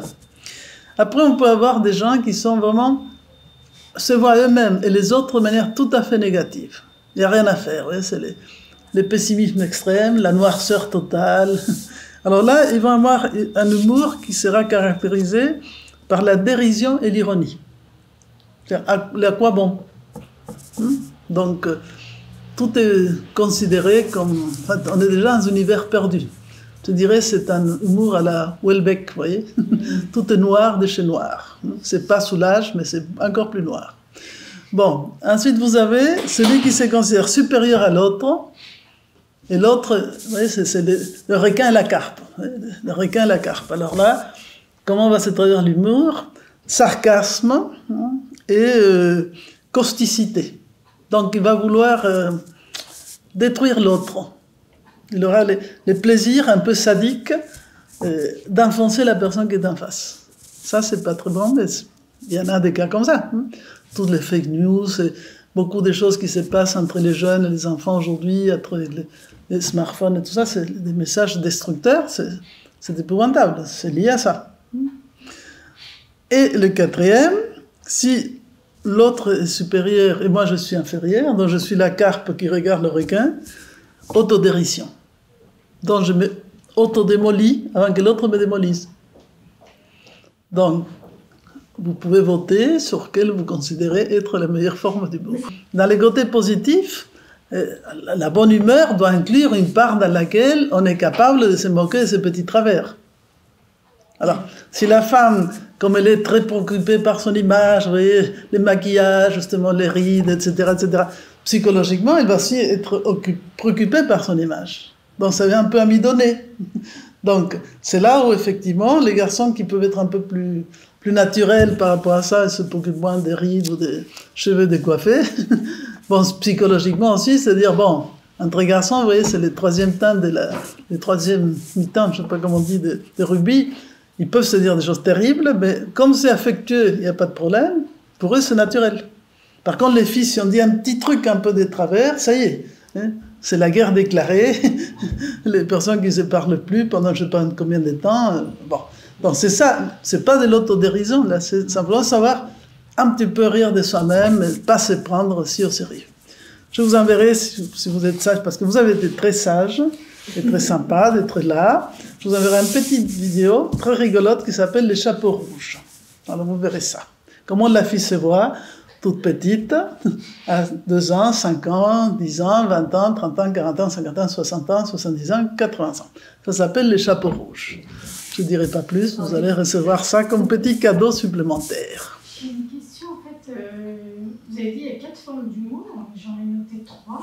Ah, mais vous avez perdu une au passage. Regardez, vous avez les dauphins. Le positif. Les dauphins, c'est le positif. Donc c'est l'humour qui est bonne humeur, rire de soi-même, vous voyez, et dégager une énergie positive qui par contagion est positive autour de soi. Il y a des gens comme ça. Moi, j'avais une grand-mère Verseau qui était incroyable. Simplement, quand elle riait, elle avait un rire communicatif. C'était ma grand-mère Cigale. J'avais l'autre qui était la grand-mère Fourmi. L'autre avait des valeurs morales importantes. C'était très amusant. Et après, vous avez en face de ça, qui est disons celui qui est le dauphin, vous avez la carpe, la double carpe. Celui qui est complètement négatif, c'est les dérisions et ironie. Après, nous avons le requin carpe. Lui, il va être sarcastique, n'est-ce pas, caustique, il va démolir l'autre. Et celui qui est carpe, qui regarde le requin, lui, il va être dans l'autodérision. Alors, si vous vous amusez à regarder autour de vous les comportements des gens à la lumière de ces petites grilles, vous allez vous amuser un peu. Oui.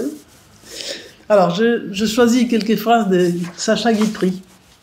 Bon, Molière, pour l'humour, c'est extraordinaire. Pour comprendre un petit peu les travers des uns et des autres. Pour la comédie humaine, Molière,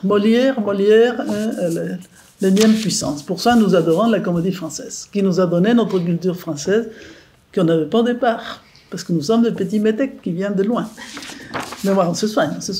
Et alors, j'ai choisi 3 phrases de Sacha Guitry. Vous savez, c'était aussi un homme de théâtre remarquable, très, très raffiné, qui a eu pas mal de femmes, etc. Il adorait les femmes. Alors, On raconte, il dit des phrases comme ça.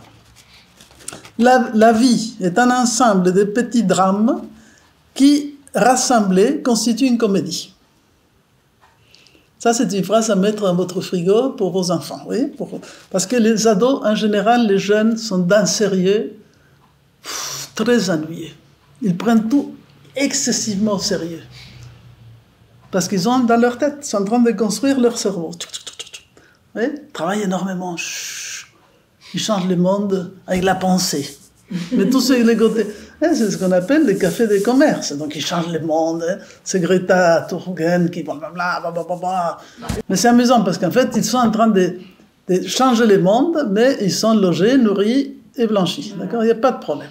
Donc, dans ces conditions faciles, il faut les envoyer en Ukraine et qu'on voit un peu la réalité des choses. Bon.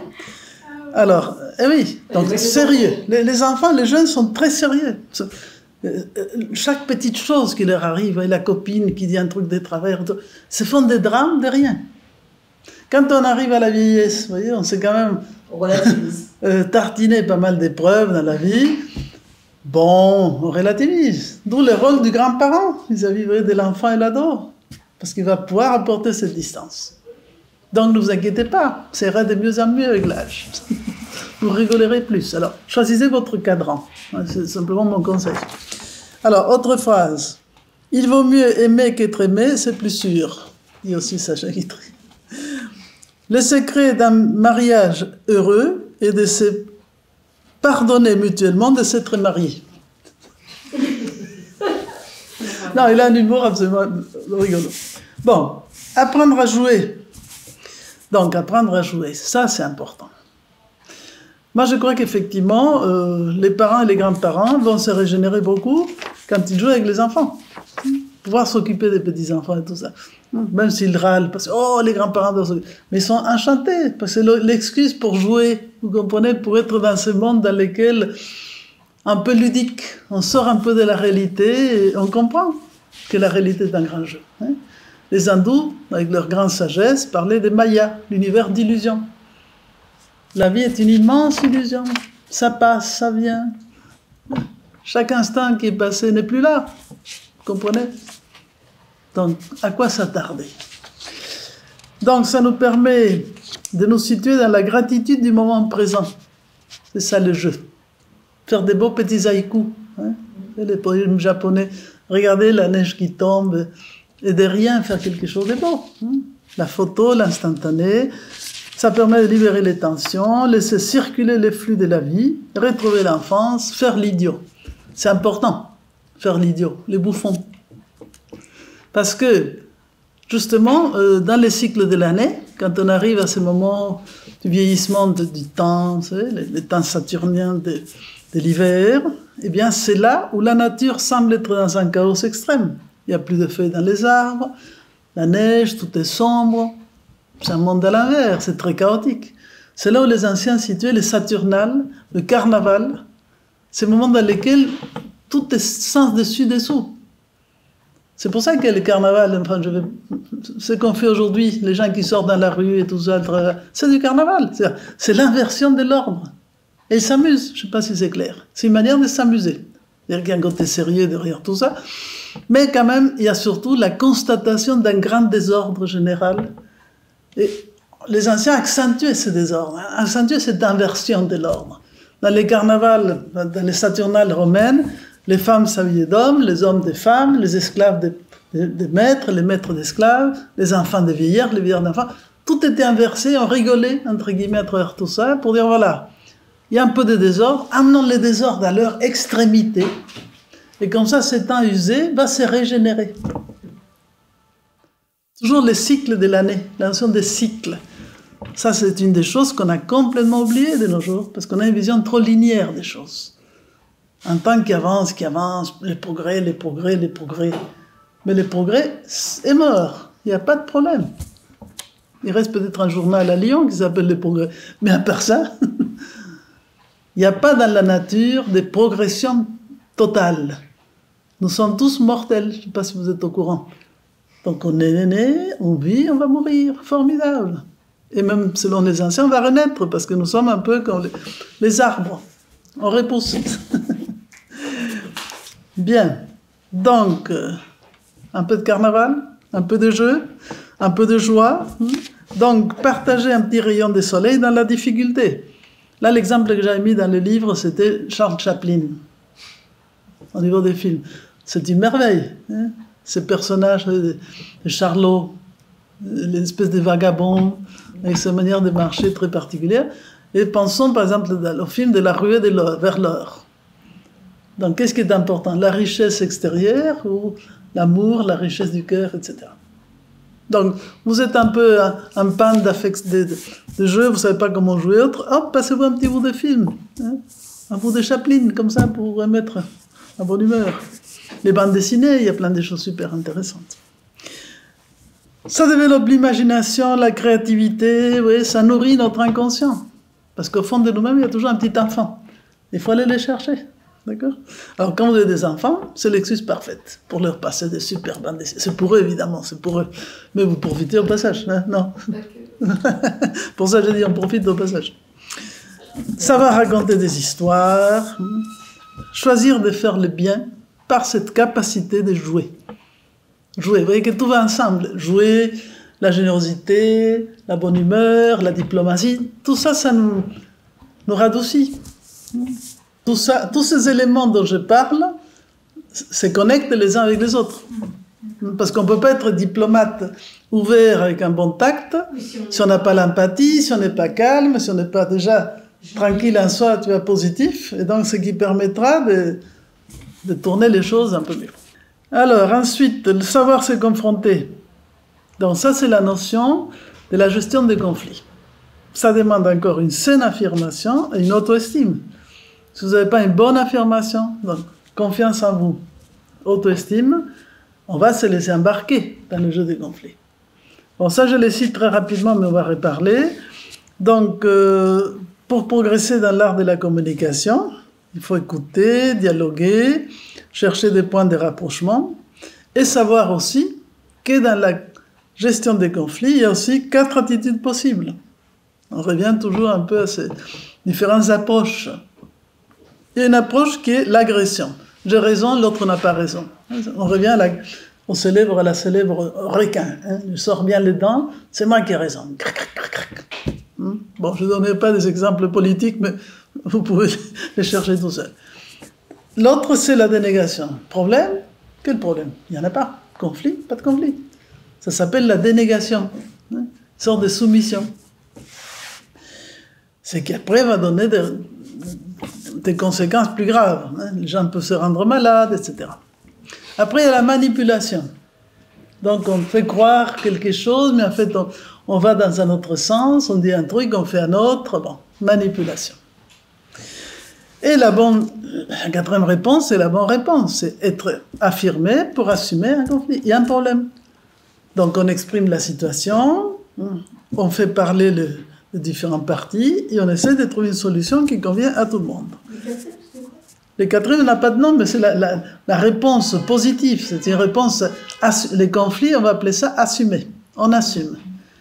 Et si on a une vision philosophique, on va essayer de faire que ce soit le meilleur pour tous.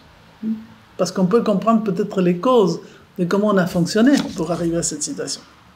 En tout cas, il faut comprendre quelque chose, que pour les filles, que nous sommes sous les signes de Vénus, entre guillemets, ça nous coûte un peu, c'est que les conflits font partie de la vie. Dans la grande famille, vous voyez, entre guillemets, des Olympiens, il y a la belle Vénus, qui aime que tout le monde s'aime bien, soit beau, gentil, heureux, n'est-ce pas, faisant la fête et la courtoisie. Mais il y a aussi le Furax de Mars. Donc, les dieux de la guerre, les combats, les conflits, la destruction. Il y a construction, destruction. Amour et guerre, qui sont 2 forces très archaïques. Parce que notre organisme, et notre corps, dès qu'il commence à construire, commence à se déconstruire. Et on a à l'intérieur de nous une petite armada qui s'appelle les globules rouges, plus les copains, les globules blancs. Et donc ces globules rouges, pleins de fer, sont les petits soldats de Mars qui, dans notre organisme, nous défendent des agressions et autres.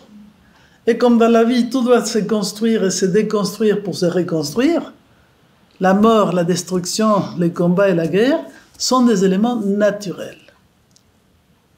comme le féminin est porté, n'est-ce pas? La femme est portée à être porteuse de vie et donner la vie.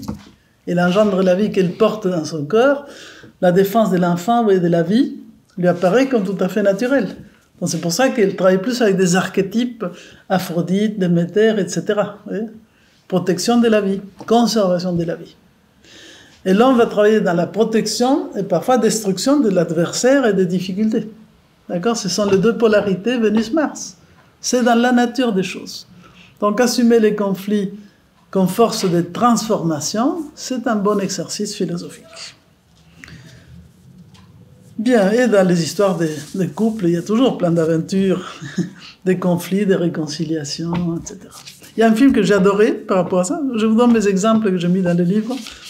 Magic in the Moonlight. Ah, quel joli film. Magic in the Moonlight. Je crois que c'était de Woody Allen, mais un peu spécial par rapport à l'habitude de Woody Allen. Avec deux personnages aussi qui d'abord ne s'entendent pas bien, magicien et fausse magicienne, mais à la fin, c'est très beau. Bon, je vais finir avec le thème d'apprendre à pratiquer la courtoisie. Si vous avez quelques minutes, enfin, on est bon pour l'instant. Donc, apprendre à pratiquer la courtoisie. Je crois que j'ai dit déjà quelques mots. Je vais ajouter à ça l'idée justement de développer l'art de la belle parole, du geste élégant, de l'élégance, du respect, de l'empathie. L'élégance. Ah, c'est un joli mot ça, hein? Ça fait longtemps que... L'élégance. C'est pas beau l'élégance? C'est embellir le monde. Quand on regarde, vous voyez, les modes des années 20, 30, 40 et autres, même à l'époque de la guerre, quand on voit les femmes, elles n'avaient pas de quoi s'habiller, les conditions de vie étaient très difficiles. Mais l'élégance qu'elles avaient, ça n'a rien à voir avec les jeans troués. Vous comprenez que vous payez une fortune aujourd'hui. Ou effectivement, ces mini-jupes qui sont pas très gracieuses, je ne sais pas comment dire. Enfin, je n'ai rien contre... Il y a différents styles de mode. Évidemment, moi j'aime bien les tuniques à l'ancienne. Mais il y a eu des créateurs de mode en France d'une qualité exceptionnelle. Donc cette élégance, vous voyez, chaque époque aura son style. On ne va pas se faire les coiffures à la Marie-Antoinette, où il fallait toute une échelle pour monter. Le coiffeur qui préparait ces trucs absolument incroyables, pour se mettre des corsets et déformer les corps. Par rapport à ça, la révolution de Coco Chanel était colossale. Ils sortent de tout ces corsetages, hein, disons, qui comprimaient les corps féminins. Bon, il y a plein de choses à expliquer là-dessus, mais il y a dans cet être qui prenait le soin d'être correctement habillé, présenté et autres, un respect de l'autre. Je ne sais pas si vous comprenez. Ce n'est pas simplement pour briller, c'était aussi naturel d'être élégant. Donc, il faut apporter avec soi amitié, douceur et poésie. Comme disait quelqu'un, si tu veux trouver autour de toi amitié, douceur et poésie, amène-les avec toi. Vous voyez? Si on veut que le monde aille mieux, eh bien, donnons les premiers pas. Et peut-être que d'abord, nos essais ne seront pas concluants. Mais avec persévérance et constance, petit à petit, on va provoquer des petits changements qui deviendront grands. C'est ça l'exercice. Donc c'est important parce que ce fait de pouvoir améliorer la relation entre les humains va permettre de porter aussi un regard plus humanisé, plus délicat, plus subtil aussi sur la nature. Vous voyez, c'est d'autres manières de faire de l'écologie, un peu moins brutale ou un peu moins répressive, comme on dit. D'accord? Par le fait d'aimer, tout simplement. Donc, s'exercer à la courtoisie. J'avais noté quelques petits points, et cette fiche, je vous l'enverrai avec les chapeaux rouges. Donc, du plan physique au mental, quelques petits rappels. Sur le point de vue physique, l'élégance, justement, le soin, l'hygiène, être propre, sentir bon, utiliser quelques parfums, vous voyez, c'est pas interdit. Pas s'asperger des 40 litres de parfums qui mettent les gens à distance. Non, mais quelques gouttes, n'est-ce pas? Un habillement qui nous convient, parce que chacun, quand même... donc, dans un respect de l'environnement et en fonction aussi des actions à faire. On ne peut pas s'habiller de la même manière si on va faire une marche dans la forêt où il faut des grandes bottes, si vous êtes dans une soirée ou dans un cours ou dans la ville.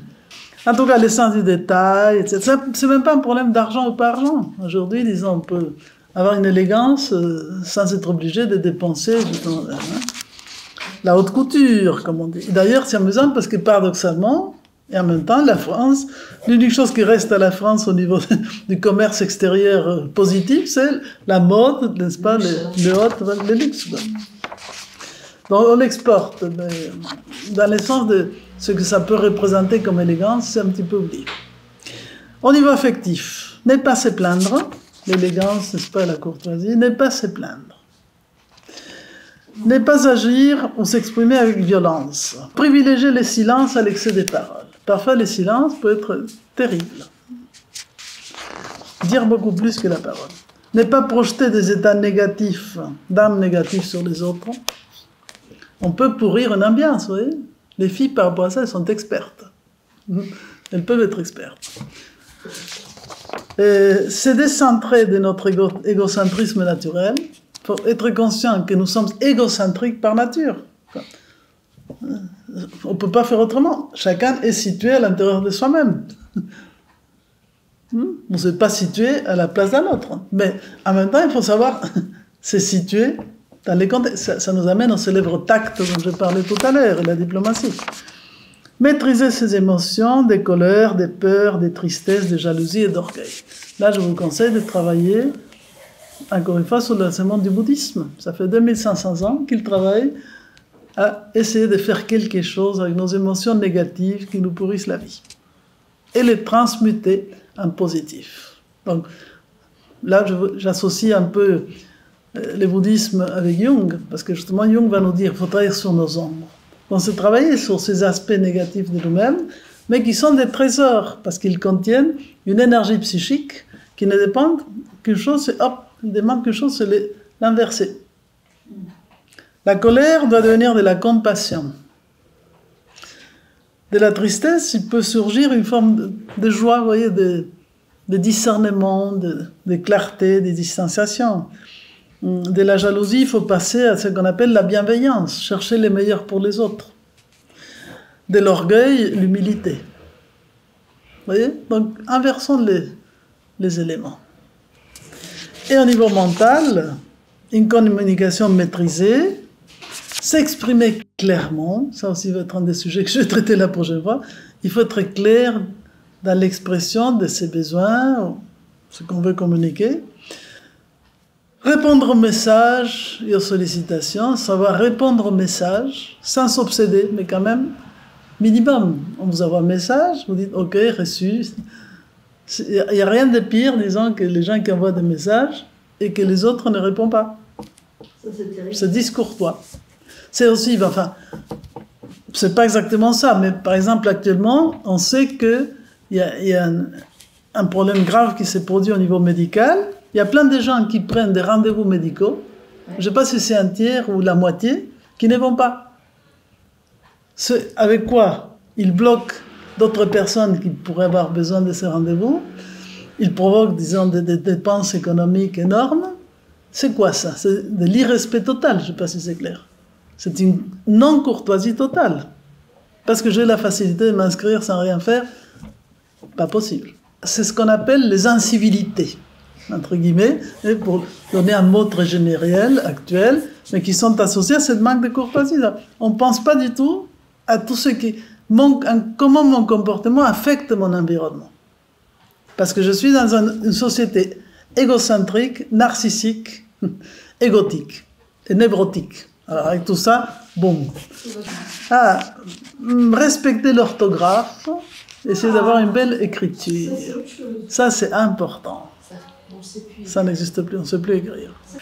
Donc, savoir écrire des lettres, oui, pour la cour, savoir écrire des lettres, garder un peu la capacité. Vous savez que c'est bien connu que quand vous prenez des notes à la main, ça s'inscrit dans le cerveau, parce qu'il y a un lien entre le cerveau et la main. Donc, tout ce qui se fait par ordinateur, par image, c'est moins bon. C'est sûr que les nouvelles générations sont en train de changer leur cerveau, parce qu'ils sont complètement... mais malheureusement, quand on voit ce qui se passe au niveau de l'excès d'images, n'est-ce pas, des tablettes, etc., depuis les petits bébés, tout ça, c'est très mauvais, parce que ça ça perturbe leur capacité d'attention, de concentration, et aussi, à moyen terme, d'imagination. Parce qu'au lieu d'être eux qui créent des images, il y a tous les rapports avec la vie intérieure. Il n'y a plus d'intériorité. On est, disons, des espèces de pélicans, il ouvre la gueule, hop, hop, pour qu'on lui donne à manger. Donc tout vient du dehors. Donc la dépendance vis-à-vis de l'extérieur est totale. Disons, c'est une caverne en 3D. Hein, avec le jeu vidéo, les gens se mettent des sortes de trucs comme ça. Donc en fait, on est encore plus esclaves, je ne sais pas si vous comprenez. Donc, comment voulez-vous qu'après ces gens comprennent les minimums que je suis en train d'expliquer ici? Donc on perturbe. Donc on sent vivement qu'il n'y ait plus trop de technologie. La technologie ne durera pas éternellement, ne vous inquiétez pas. C'est pour ça qu'il faut garder quand même l'écriture, savoir graver dans la pierre quand on reviendra à la préhistoire et tout ça. Bon, en tout cas, savoir avoir les compliments justes, savoir complimenter. Un petit mot gentil, vous voyez, ça c'est pas mal de temps en temps. Hein. Savoir reconnaître ses erreurs aussi, c'est quand même utile, reconnaître ses erreurs. Enfin, en tout cas, il faut observer notre comportement et l'améliorer. Donc la question à réfléchir, c'est en quoi cette histoire d'être une dame et un chevalier peut enrichir notre vie et nos relations. Je vous laisse méditer sur la question, et c'est le sujet que l'on voulait aborder aujourd'hui. Pour la prochaine rencontre qui va être... Alors, je n'ai pas mon petit papier ici. Alors, 16 février, qu'est-ce que j'ai noté comme thème? Tu peux me rappeler? Pour la réconciliation du couple. Ah oui, le thème... voilà. Là, je vous ai montré plein de choses très sympathiques, n'est-ce pas? L'amour courtois, la courtoisie, tout un tas de choses très belles. Et effectivement, comme il peut y avoir quelques petits conflits, donc en fait, on va travailler plus concrètement le thème de la clé pour la réconciliation du couple, gestion des conflits, résolution des conflits. Donc on va rentrer plus dans les détails sur ce sujet. Les positions de vie, harmoniser les paires d'opposés, voilà. Donc c'est un bon sujet, vous venez avec les gants de boxe, etc. Voilà. On amène aussi les partenaires, ou pas. Et voilà. Bon, j'espère que tout ça vous a un peu éclairé sur la question. Ça ouvre des horizons. C'est pas des choses nouvelles, mais c'est la manière de les ordonner qui peut changer. Je pense qu'il faut devenir attentif à des petites choses. En tout cas, je vous conseille. Bonne humeur, jouer, rire 19 minutes par jour, et cultiver l'élégance et la courtoisie pour embellir le monde et s'embellir soi-même.